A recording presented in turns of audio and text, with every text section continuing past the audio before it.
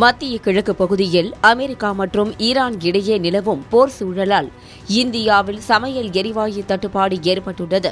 பல்வேறு ஹோட்டல்களும் சமையல் எரிவாயு பற்றாக்குறையால் மூடப்பட்டுள்ளது. இந்த நிலையில் இந்த பதட்டங்களுக்கு முற்றுப்புள்ளி வைக்கும் வகையில் மத்திய அரசு விரிவான விளக்கங்களை அளித்துள்ளது.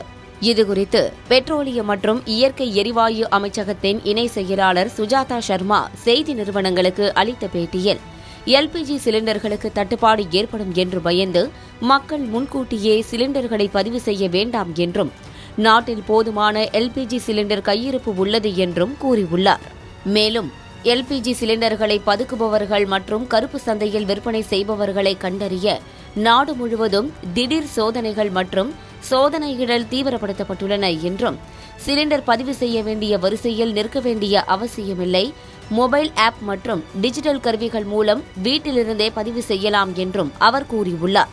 அதேபோல ஹார்முஸ் நீரிணை பகுதியில் பதற்றத்திற்கு மத்தியிலும் இந்தியாவின் ஷிவாலிக் மற்றும் நந்தாதேவி ஆகிய 2 சமையல் எரிவாயுவை ஏற்றி வந்த கப்பல்கள் பாதுகாப்பாக அந்த பகுதியை கடந்துள்ளன என்றும் அவர் கூறியுள்ளார். இந்த கப்பல்கள் மொத்தம் 92,700 மெட்ரிக் டன் அளவு சமையல் எரிவாயுவை ஏற்றி வருகின்றதாக மத்திய அரசு சார்பில் கூறப்பட்டுள்ளது. மேலும் இந்த கப்பல்கள் மார்ச் 16 மற்றும் 17 ஆகிய தேதிகளில் முந்த்ரா மற்றும் கண்ட்லா துறைமுகங்களை வந்தடையும் என்றும் கூறப்பட்டுள்ளது.